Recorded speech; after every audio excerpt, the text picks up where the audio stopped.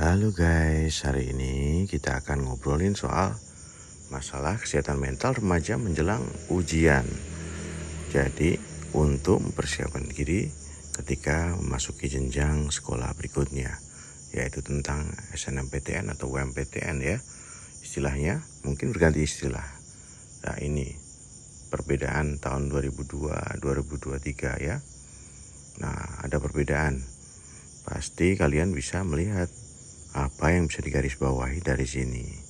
Yang penting titik tangkapnya kalian mencermati ya, dan bersiap diri untuk next. Panik nggak? Ya jelas panik dong. Nah, tapi perlunya kita persiapkan bersama tentang bagaimana apa yang akan kita hadapi.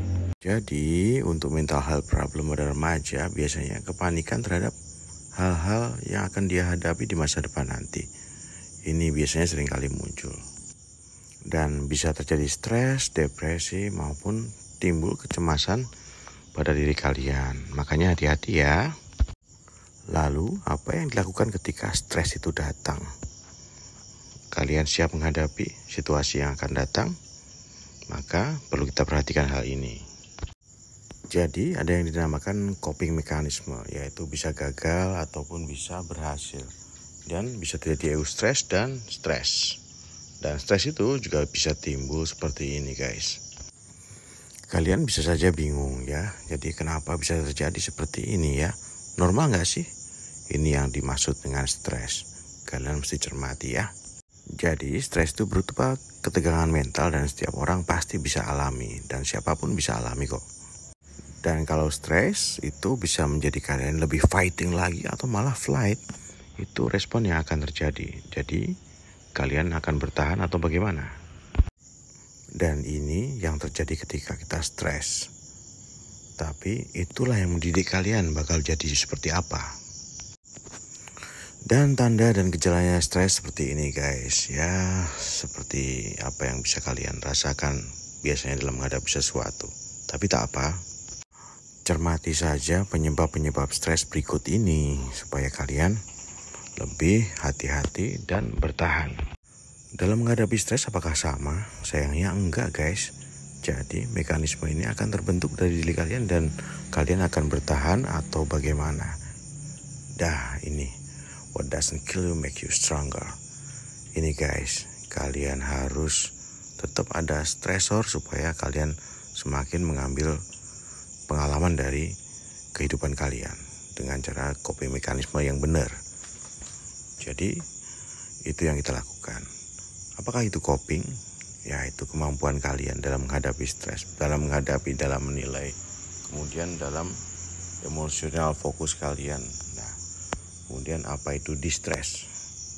Distress itu adalah suatu kondisi dalam diri kalian di mana terjadinya kegagalan dalam coping mekanisme kalian. Ini yang terjadi ketika kalian gagal menghadapi stresor kalian. Dan ketika kalian bisa bertahan, ini tidak akan terjadi. Nah, ini kaitannya sama kalian. Dari hasil ujian kalian, tahu ujian apapun ya guys, untuk hubungannya dengan stres. Stres banget gak? Sebenarnya stres itu boleh aja, tapi yang penting kalian segera atasi stres itu. Dan ketika kalian memang kesulitan menghadapi stresor kalian, makanya kalian segera meminta profesional atau orang di dekat kalian untuk membantu apa yang bisa dibantu ya. Jadi begitu. Sekarang tips dan triknya untuk menghadapi stres seperti ini guys.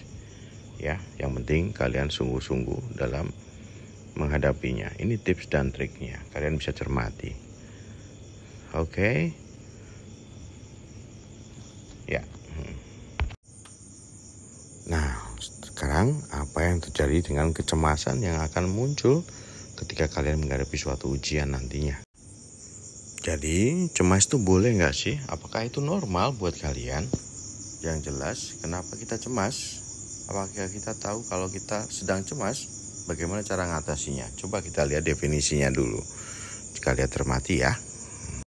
Dan cemas itu sebenarnya tanda bahwa orang itu sedang waspada dan mengantisipasi sesuatu. Itu yang terkait cemas. Dan responnya seperti ini guys. Dan tidak perlu berlebihan. Jadi cemas itu adalah sesuatu respon yang normal sebenarnya. Kalau gangguan kecemasan beda lagi guys. Ini adalah sesuatu yang sudah tidak normal lagi. Dan ketika itu sudah mulai mengganggu aktivitas kalian, maka kalian memang butuh pertolongan guys. Ini gejalanya. Cermati ya, coba lihat pada diri kalian. Kalau masih dalam batas normal, it's okay. Cemas tuh boleh aja ya. Nah, kalau udah cemas harus ngapain? Apa yang harus dilakukan? Nah, ini yang perlu kalian cermati ya guys. Yang penting kalian jangan self-diagnosis, jadi jangan menilai diri sendiri.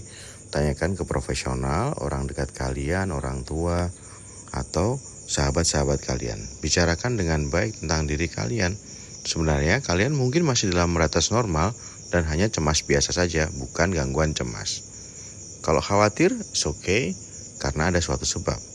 Yang gak bagus itu kalau gak ada sebab tahu-tahu khawatir, lah itu yang bahaya ya. Dan tentu saja kita bisa lakukan tes apakah kita lagi cemas enggak, gangguan enggak, cemas kita itu biasa atau cemas karena memang suatu bentuk gangguan yang harus diobati. Lalu apa yang bisa kita lakukan, yaitu adalah mengelola kecemasan kita dan mengubah ekspektasi kita mungkin. Karena kita sadar diri dengan kondisi, makanya ekspektasi kita kelola dengan baik supaya tidak menimbulkan kecemasan yang sangat berlebihan. Jadi kita bisa lakukan teknik coping terhadap kecemasan kita, yaitu problem oriented, kemudian emotional oriented coping, dan avoidance coping ya. Jadi itu yang kita lakukan biar kita tidak tambah cemas ya. Nah, makanya ekspektasi emosional dan itu juga harus kita kelola supaya tidak terjadi depresi. Nah, apa itu depresi? Kalian bisa tahu apa itu depresi. Nah, itu apa ya sih? Bagaimana kondisinya dengan kalian? Coba kita lihat bersama-sama, kita cermati bersama.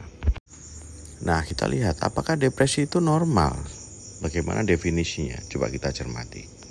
Jadi, kalau orang kehilangan, bersedih atau kecewa dengan suatu hal itu biasa sebenarnya. Tapi tidak boleh berlama-lama.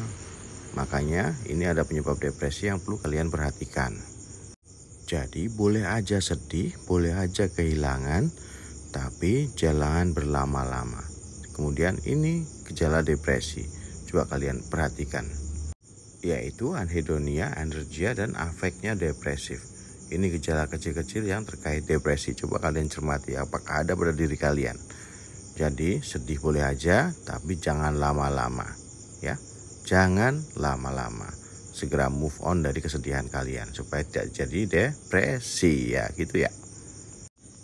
Jadi apa yang kalian lakukan nanti kalau kalian muncul gejala-gejala yang kita anggap tadi depresi? Dan utamanya adalah jangan self-diagnosis. Tanyakan pada profesional tentang diri kalian. Normal enggak? Benar enggak? Bisa dibantu enggak? Nah, itu yang perlu kalian lihat ya. Nah gitu ya guys, jangan lupa like dan subscribe channel ini supaya bisa membantu kalian dan teman-teman kalian. Semangat selalu!